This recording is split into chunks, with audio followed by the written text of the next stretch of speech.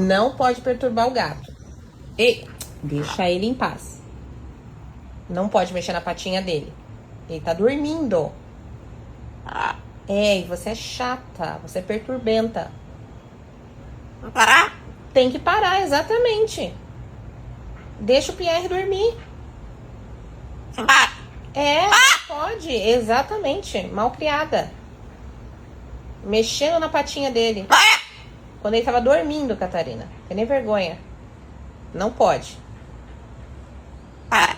Isso, tem que parar. Isso mesmo. Para, Catarina. Para. Exatamente. Para. Eu não vou falar nada.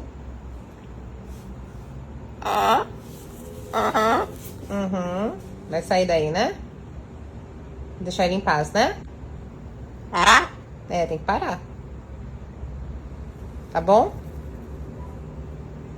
Tchau.